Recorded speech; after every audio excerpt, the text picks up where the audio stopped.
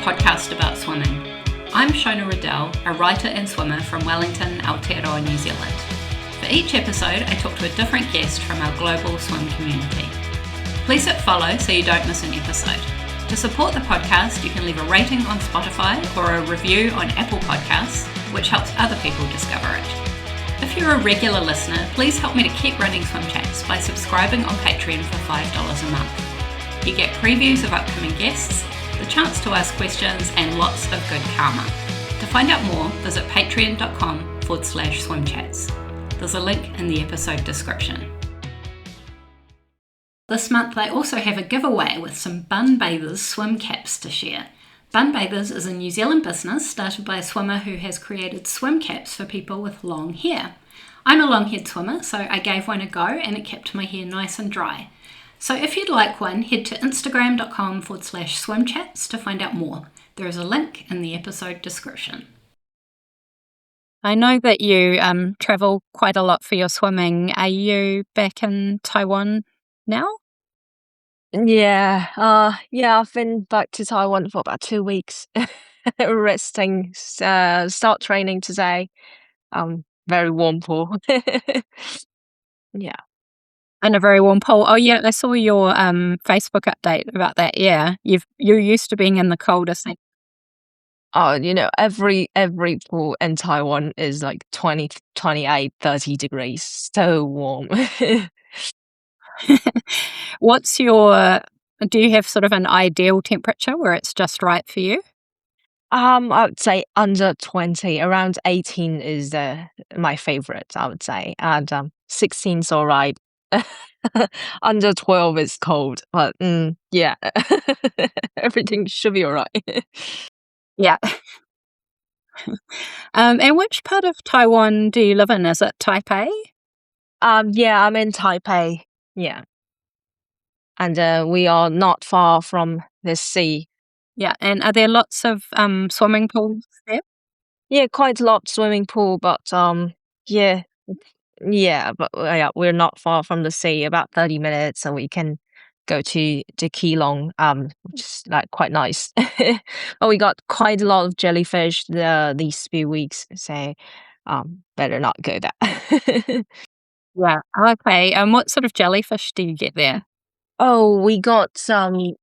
I think they are lion's mane, really, really big ones, and yeah, some of them don't sting, but yeah, some of them still sting really bad. So yeah, still not sure about that. Oh, And in summertime, we do have like Portuguese yeah. man o' war. It's like the blue bottles, which is really horrible. Yeah. Oh, so a good time to be in the pool then. And is outdoor swimming quite a popular pastime there, or are you a bit unusual there with your open water swimming? Yeah, I mean, like Taiwan, I think that it's kind of shame because Taiwan's an island, but people in Taiwan are afraid of open water swimming. They can swim in the swimming pool, but not in the open water. Because I think the problem is that all the swimming pools very shallow, so they can basically just stand up when they want to. So when they get into the sea, they know they can't, stand up. So it's a mental thing, and they got panic, and then they forget they can swim. Yeah. And did you learn to swim at quite a young age yourself? Yeah, I was in the school swimming team when I was in elementary school, like 7, 8 year old, and then I was I was in the swimming team for about 3 years, and then I stopped swimming because in our culture, like Asian culture, parents want children to study hard, you know, yeah, to get good grades, to get to the high school and university. So I stopped swimming for a few years, and then I started open water swimming when I was in college, and then I just fell in love with it. And how did you sort of start doing that? Like, did you see someone else doing it, or did you just have the idea? I was I was like, I love everything about the sea. I'm a diver, I'm a sailor, I'm everything. So I was a diver at first, and then I just like, oh, this is so much fun, like than swimming in a swimming pool. So I was like, yeah. And then I realized something is that I like to share what I love to my friends, people around me. So that's how I started my coaching business. That's how you got started. And so how did you go from that to enjoying the water to sort of swimming longer distances? Did that happen in Taiwan, or did you have to travel abroad before that started? Yeah, we do have some like some islands around Taiwan, but we got really strong currents around us, so it's quite tough. And I was like, I've done several islands like baby channel because it's like 5 kilometers, 7 kilometers, something like that. And then I did a 10K race in Thailand. It's like, oh, this is so fun. I mean, it's another thing. Um, so different from what we are doing in the swimming pool, and just swimming at the beach is such a different thing. And then I was really like, and then yeah, I was like really interested about it. And then I found out our government's not very friendly to swimmers because we always say, oh, it's too dangerous to get into the sea. You can't swim here, you're not allowed to swim. So I was curious about how swimmers do a real channel swimming. So I went to England to learn everything by myself. I booked a slot for English Channel in 2023. Yeah, the slot was in 2025. Yeah. And then I yeah, and then I went to England, to join the swimming camp there to learn everything. And I met my friend Nikki and Kate. Yeah, they taught me so many things, like my English mom and like my coach. So I'm really grateful about that. And yeah, and then I did several relays with them before my English Channel solo. Yeah, that's how how everything happened. And so it must have been, was it quite a big temperature drop, the water in England, compared with the water in Taiwan? I think that it's the most difficult part for me. I mean, the acclimatization, because in Taiwan we don't really have cold water. The coldest we can get is like 18 degrees in the sea in winter, but 18 is still really warm for channel swimming. So yeah, I was like, okay, now we have to go to England like earlier to get ready for that. Yeah, I'd say I went to England like 2 months before my solo. Yeah, just for all the cold water training. And so how did you sort of acclimatize? I think it's not just physically you have to get used to it, it's a mental thing. Like if you really want to get used to it, you can do it. Yeah, it's very interesting. And so is there something in particular you think about when you're feeling cold in the water that helps with that, or anything you do physically? We don't really say the word cold or think about the word cold. We say it's just not as warm as you like.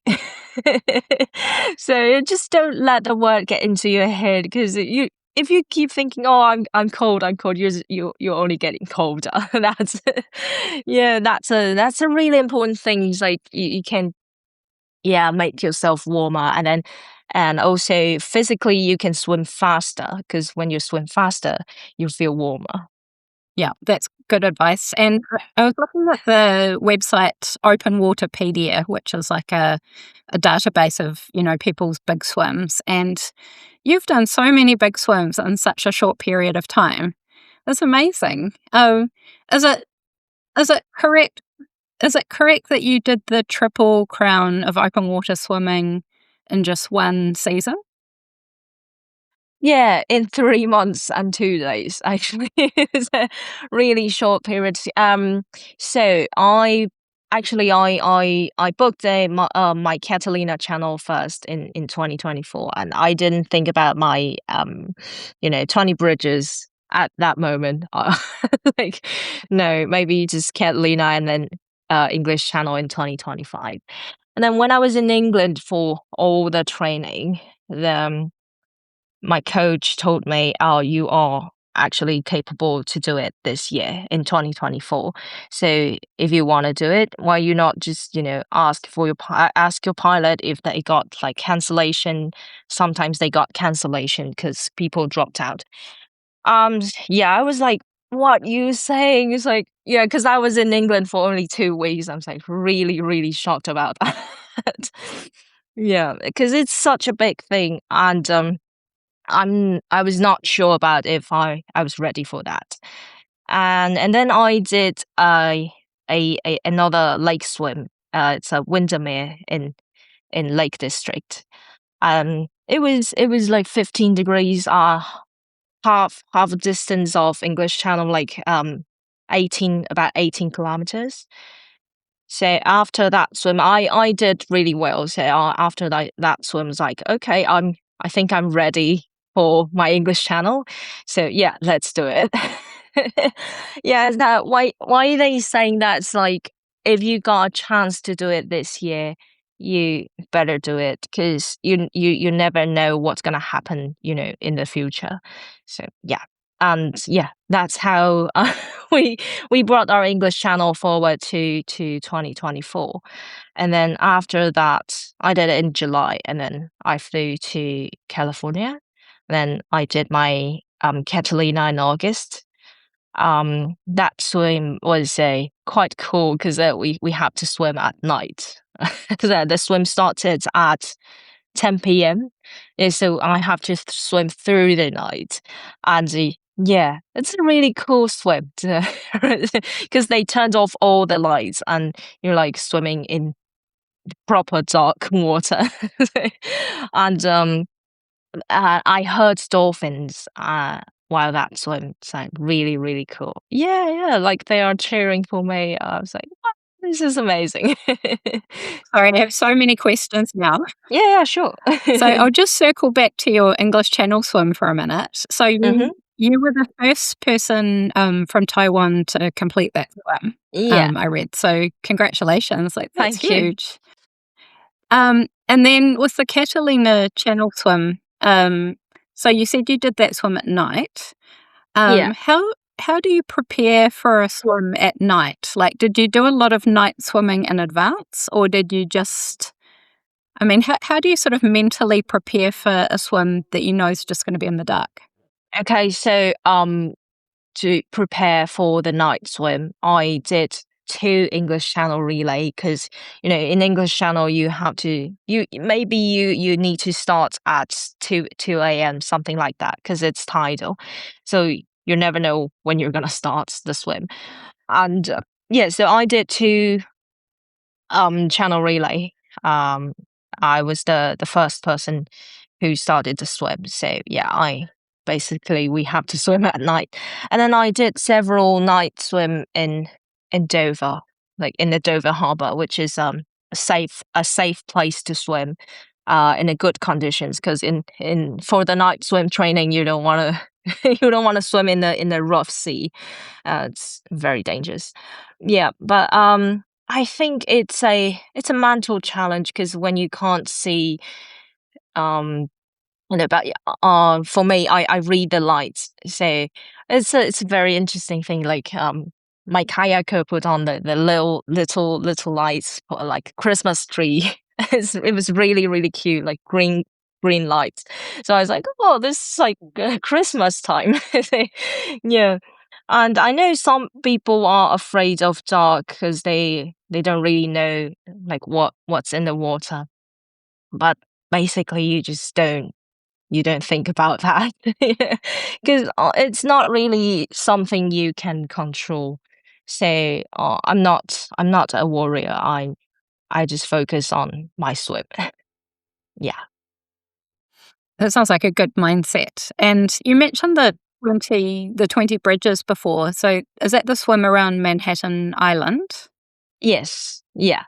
It's a really cool swim, and yeah, but that's I did it twice because I failed once on the first day actually. But so, and that's yeah, that's in the triple crown swims, all the three swims, that's it, only one I failed.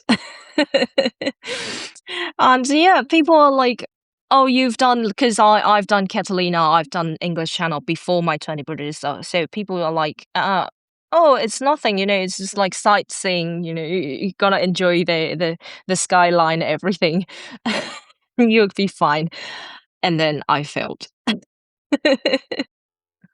It's interesting that you say you failed, because I know there's the DNF, which is the did not finish a big swim. Mm. But to me, even if you don't finish, it's still a success because you've already done such a big swim, and just even to give it a go to me seems amazing. Yeah, I think I don't like the word failure. I prefer to say it's a lesson. It's not a failure, because you always learn more from the unsuccessful experience. And then I was like stuck in a current in the beginning. I was like stuck there for about 20 minutes, and then I missed the tide. But the 20 Bridges swim is very tidal, so if you miss the tide, it's done.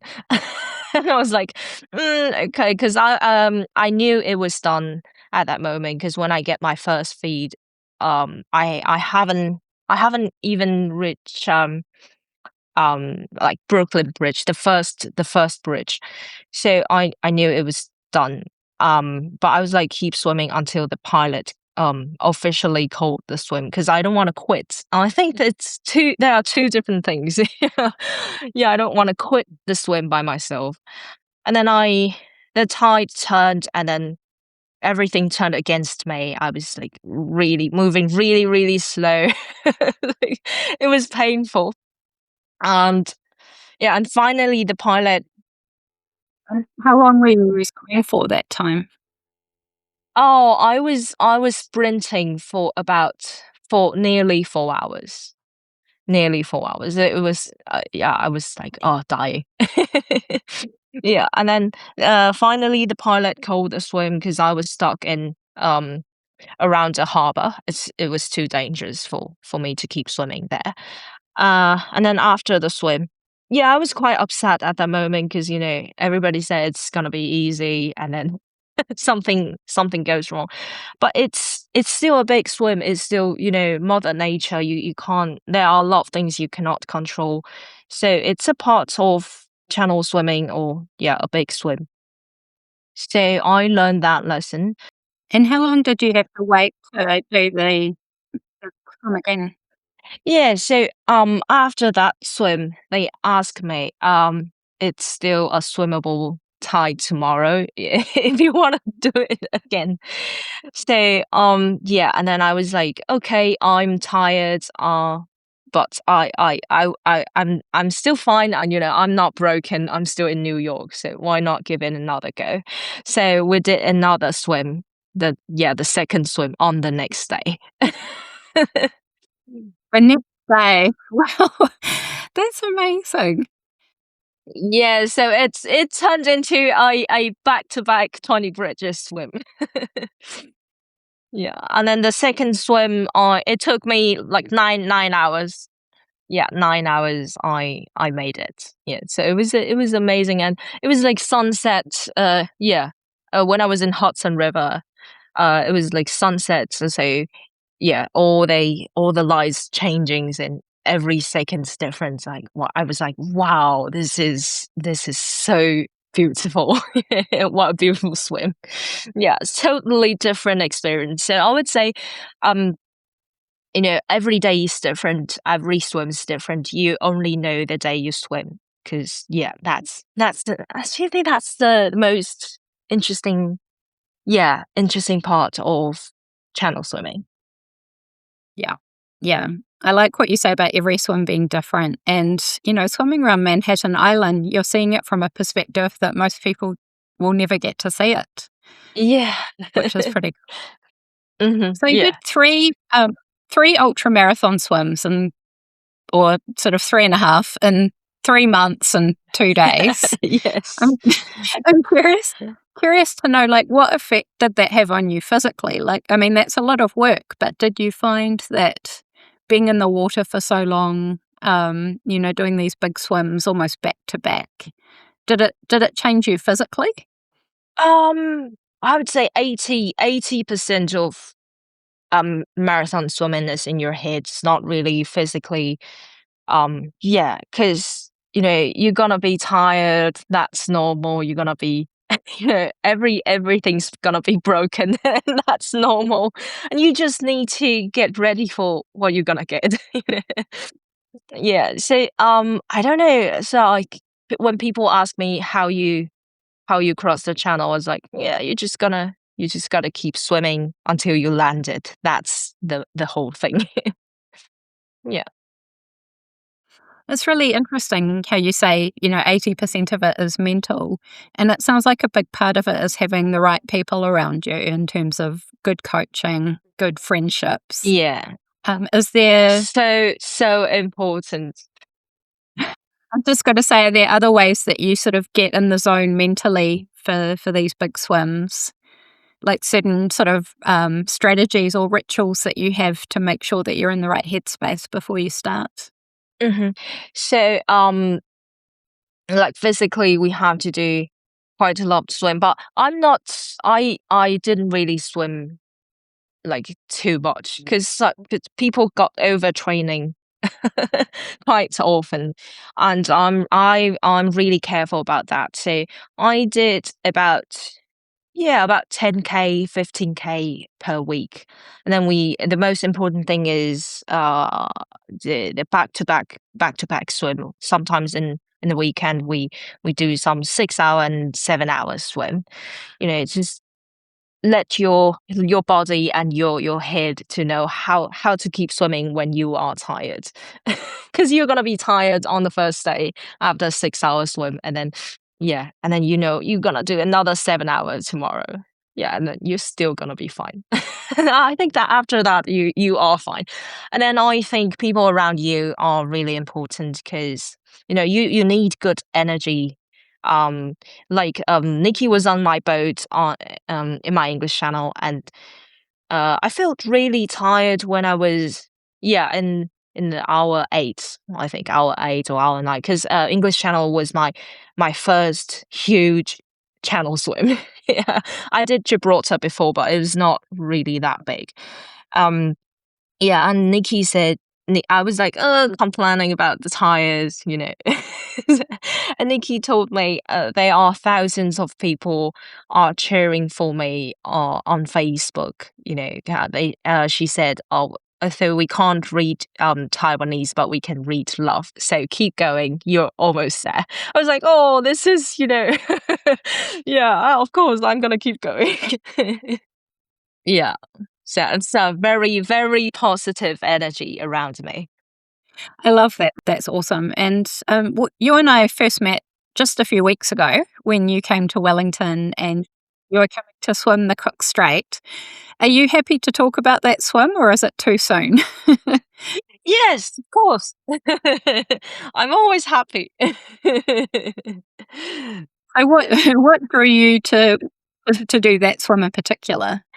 I don't know, because Cook Strait is one of the Ocean Seven. There is a challenge called Ocean Seven Challenge, including the some of the most difficult 7 oceans around the world, and Cook Strait's one of it. And I always want to go to New Zealand because it's a really beautiful place. And yeah, it's like yeah, I want to go there.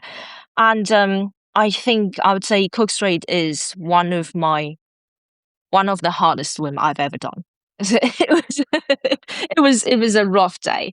Um, yeah, so we started at about 7 o'clock in the morning, and yeah, I was like, it was quite rough in the beginning. I saw a huge lion's mane jellyfish in the water. I didn't get stung, but I saw it.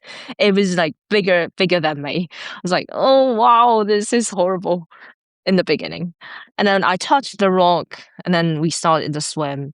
It was quite rough. It's like 1.52 meters swell. Really rough for swimming, but I think it's quite normal in Cook Strait. Yeah, and then for about in that conditions, keep swimming in that conditions for about 2 to 3 hours, and then the water finally calmed down a little bit. I was really enjoyable. It's like, oh, I love this. It was so smooth. We got albatross flying around me and almost landed on me. I didn't see that, but yeah, my crew saw it. And yeah, and then that was a really lovely 2 hours.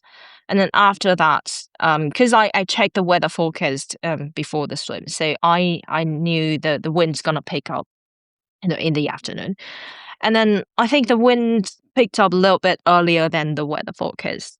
But it's channel swimming; everything can change in 1 minute. So yeah, that's quite normal. So and then it gets rough again. I was like, oh, it was painful.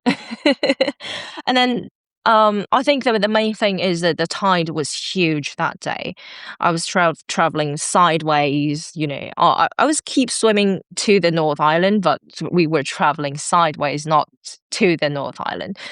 Um, yeah, I was swimming. I was in the water for about 12 hours. It was around 13, 14 degrees. I didn't really know what the temperature was, but I I did feel quite cold in the end. Normally I don't feel cold in any other swim, but yeah, I did feel quite cold in that swim because I swam through some like cold and warm patches, which made me feel even worse. It's like some of them it's like 18 degrees and then sometimes like suddenly 14. It's like, ugh. Yeah. And then I was getting tired because it was quite rough in the beginning, and I think, yeah, maybe I need to fix my feeding plan because, I mean, in my feeding plan works really well in not that cold swims, but for the cold swim, I think, yeah, that is something I need to work on. So you learned some lesson. Yeah, but I still very yeah, and I still really enjoy every stroke. I still enjoy the swim. I think it's a really beautiful swim, and yeah, I learned so much. So I still feel happy. Some people ask like, oh, why you don't feel like sad or upset. But I didn't feel anything like that. I was like, I'm still happy. I've done all the training. I've done my best. So it's a part of channel swimming. We just accept the outcome and yeah, enjoy it. Yeah. I think that's such a good philosophy, and I think you still did phenomenally well. Like when you describe those conditions, and I remember watching your tracker on the day, between the North Island and the South Island, and yeah, often people attempt the swim, and the tide changes, and there are strong currents, and you can see the tracker sort of moving further and further, and you know what's happening, but you still kept swimming, like you swam for so long. Yeah, so I think you did amazingly well. Yeah, because we were expecting for 8 hour, because I'm not a slow swimmer. I'm not super fast, but I'm not a slow swimmer, and so we were expecting under 8 or 8 hours something. And I was in the water for 12 hours. We were still miles away. It's like, oh, okay. I knew it was impossible because the tide was gonna turn, again. When the tide turned, it's gonna be impossible. So yeah, I was like, yeah, because I still got North Channel this summer. I don't want to break my shoulder. Yeah, sometimes we have to be smart, then be great. Yeah, that's a good point. And would you like to come and swim the Cook Strait again? Yeah, I've decided that like a week later. a week later, I've booked another slot. So I will be back in New Zealand in December. Oh, that's exciting. Oh, I look forward to seeing you again then. Yay. We swam together when you came to Wellington, uh, which was fun. This was in Wellington Harbour, not in the Cook Strait. um, and um, you had your camera in the water. You were filming and taking video, and you have a big following on social media where you share your swims and the different places you go. You have a lot of followers. Are you famous in Taiwan? Um, not enough. Not too bad, but not enough. Cause, um, I wanna, yeah, I wanna tell our government, not just our people. I wanna tell our government that open water swimming is such a lovely thing, and we need to teach people how to, how at least how to survive in the open water. So that's so important because people can't swim, and I think that's quite a shame, and also dangerous because sometimes people just you know have a walk at the beach and then they drown themselves. It's not very nice. So I want to, yeah, that's what I want to do in the future. And we do have some islands around us. I want to bring some like um like foreign swimmers and international swimmers to Taiwan to swim our channel. It's not that big. It's still fun. Yeah. Yeah, to raise awareness of open water swimming. And yeah, you mentioned that the government in Taiwan, they put up signs at beaches saying do not swim. So is that just because they are worried about people drowning and they think the best way to prevent drowning is to get people to stay out of the water? Yeah. Yeah. Yeah.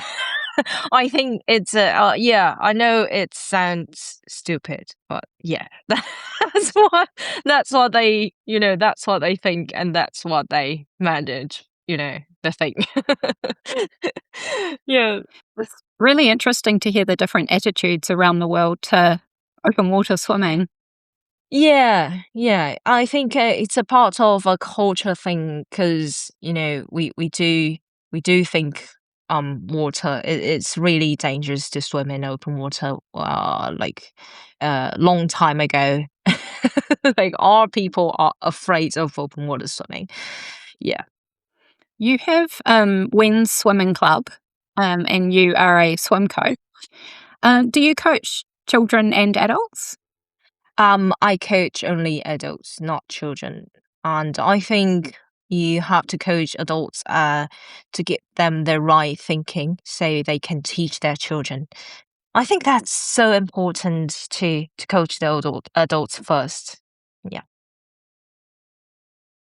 And are more people in Taiwan learning to swim? Like, have you noticed a change in attitudes over time?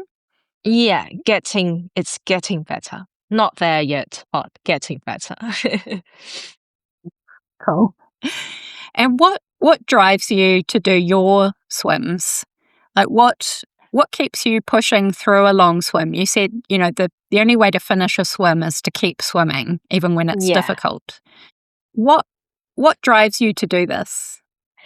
First of all, I love swimming. Because I really enjoy talking to myself. I think I enjoy the quiet moment. It's very weird, but yeah, I really enjoy swimming, and it's kind of like I can get into a swimming zone. It's kind of like dreaming. It's like yeah, in my head. I really enjoy that.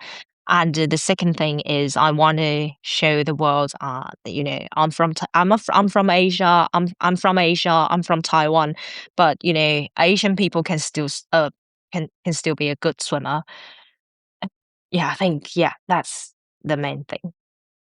Yeah, that's cool. And so, if people are talking to you about swimming and they say they want to swim, but they feel scared or they don't really believe that they can do it, what sort of things do you say to them to encourage them? Okay, so my swimmers are some of them are really, really afraid of open water swimming. They can't even put their head into the water. Um, yeah. So I would say uh, even a little step you made it today is still something. So just keep going, keep doing it, and then you'll get there one day. Yeah, that's I think that's yeah, that's the main thing, Every different every single like every single stroke's getting you a little bit closer to the shore. So yeah, just keep doing it. It's really interesting taking it sort of to that level of someone being scared to put their face in the Hmm. water, because, yeah, in New Zealand, many kids learn to swim in pools at quite a young age, and so you just sort of take that for granted. Yeah. You don't really think about that stage because you do it so young.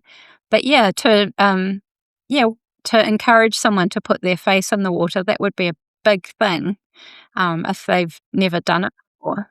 Like that would be a big achievement for them.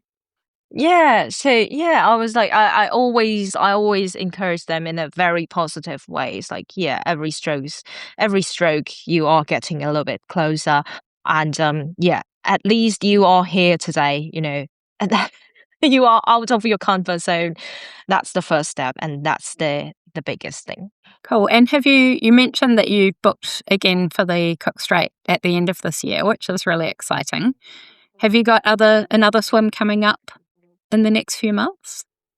Um, yeah, I have North Channel this summer in July. It should be in 2025 last year, but I got blown out. I was sitting there for about 2 weeks waiting for nothing because there was no weather.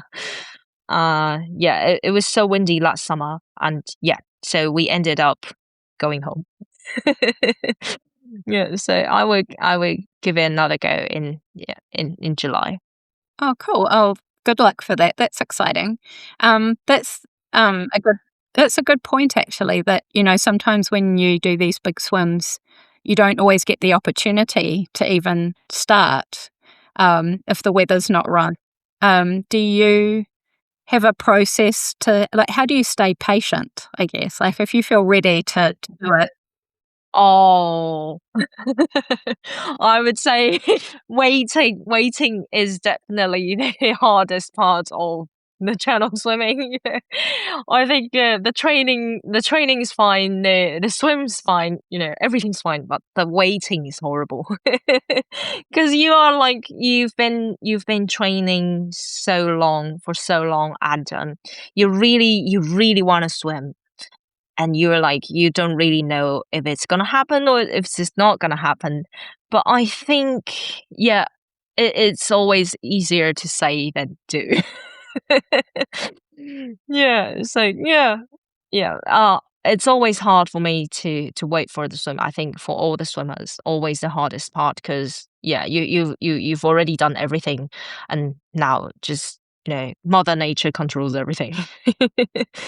So yeah, but you have to accept that because it's a part of open water swimming. So I would say, no matter what's gonna happen, whether it's happening or not, I will still be happy for the outcome. Well, I think you've got such a good attitude to your big swims. And thank you so much for coming on the podcast today, Wen. I really appreciate your time. Thank And I'm you. excited to hear that you're coming back to New Zealand. Excited to hear that you're coming back later this year. It'll be nice to see you again. Yeah, in November I'll be there. I think I'll be back to Wellington in November, middle November, to get used to the less warm water again. Yeah, so I will give you a shout when I'm there. Yeah, awesome. I'll try and get the water to warm up slightly by November. Thanks for listening to Swim Chats. If you enjoyed the episode, please share it with a friend or two. Also remember to hit follow to be notified when I post new episodes. To help other people discover the podcast, you can rate and review it on Spotify or Apple Podcasts or wherever you listen. If you're a regular listener, please visit patreon.com/swimchats to support the pod. Enjoy the water, and we'll see you next time.